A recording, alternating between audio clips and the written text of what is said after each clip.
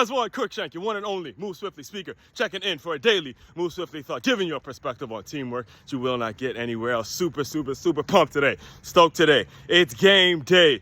Guys know if you've been keeping up with this channel all week, you know we've been counting down to this day for a couple months now, the day in which my alma mater, the 𝐷𝐿 Falcons high school football team, comes to Miami to play Columbus and come out and handle their business. And I get to see, being a resident of South Florida now for about 6 years, I get to see my alma mater play and compete in the state that's been known or has been dubbed as the Mecca of high school football. It's the place that fucking invented high school football. I've been hearing it since I was playing that. You know, this is it. This is where it's at. You want football, you want high school, youth football, you want the cream of the crop, you need to be in South Florida. So it's going to be a great atmosphere, great test, and it's just a great sense of reality in terms of the growth and development of the program I came from, which I was telling you on Monday. It's, you know, back when I played there, we were excited to get games in Northern Virginia, and now we got games in Miami, not Florida, but Miami, which I've learned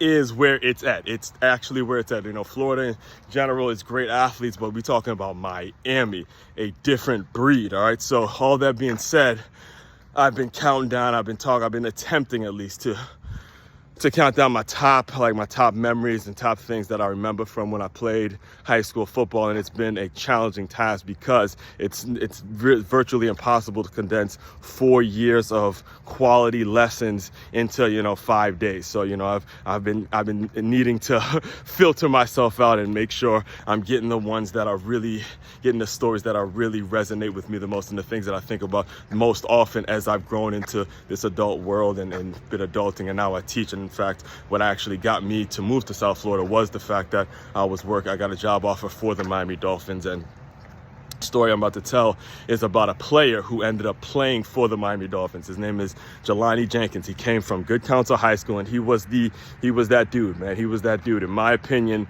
when it comes to all the big time recruits and all the major things that the 𝐷𝐿 Falcons have done, you got to look at Jelani Jenkins and put him at the top of the list in terms of that player that really brought the notoriety, brought the attention, and really handled it. I mean, when I say brought the notoriety, I mean, it was the good kind. He was not just great, incredible kid, 4.0 GPA, played his ass off. I mean, just an incredible athlete and incredible in the classroom, like actually the model citizen, exactly what you wanted your young men to be. And that, like I said, in my opinion, he was the guy that really took us over to the edge and pushed us into the national scale, into where we are now. In terms of obviously it's not just him, it's the program and the culture around him, which I'm going to get into in a second. But in terms of the player that you look at, you're really going to look at him and say, I was kind of the face of 𝐷𝐿, right? So I had the fortunate opportunity to be a senior when he was a sophomore, and this was his coming out party. This was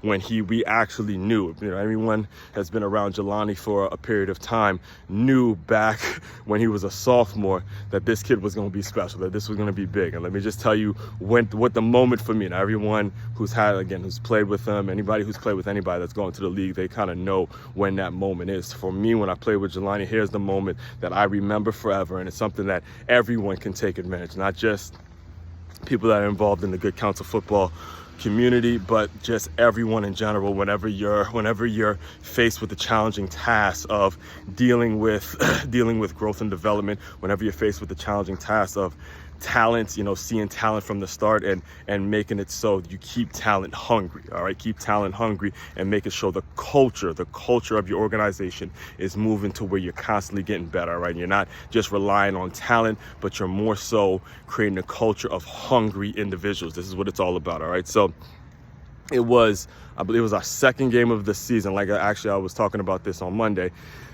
when we played Robinson, and Jelani Jenkins was a sophomore, and he was getting a ton of playing time on offense and on defense. He was getting the ball. There was a sequence there when we were playing Robinson where he got the ball at least 4 or 5 times in a row.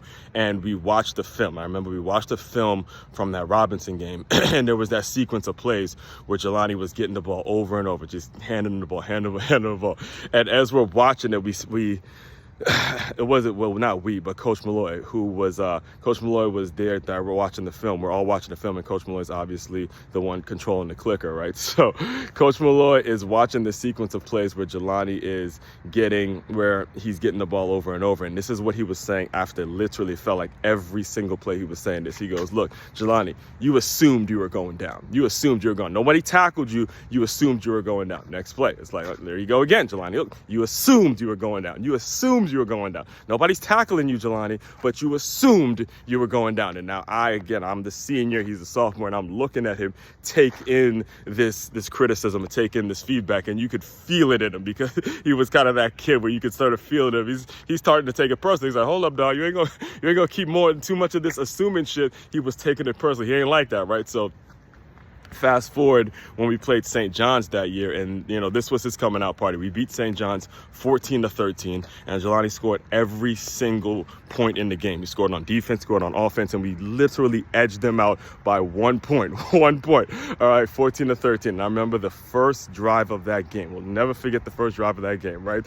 He got the ball, they gave him the ball, and it looked like he was stopped in the backfield. And, the play, we were already kind of moving on to the next play. Before you know it, he spins off a couple dudes, throws my man off, fights for the extra, and then he goes and picks up the first down. And the entire sideline, you felt it on the entire sideline. You were like, oh, because we were in the film room when Coach Malloy was talking about how you assumed you were going down. You assumed you were going down. And that, in my opinion, was the moment where I became a believer, where I saw the writing on the wall. It translates so well into your business, translates so well into the work that I encourage for you business owners, encourage for anybody out there when it comes to, creating that culture. Because what it does is, when you think about it, when you go out assuming you can't do certain things, when you go out assuming, just like, on the field, just like Jelani was assuming he was going down, assuming someone's tackling him, it could be the same thing as you assuming you won't get that job, assuming you won't get that deal, assuming you won't get that significant other, assuming these things, as opposed to going out and doing it and seeing what happens.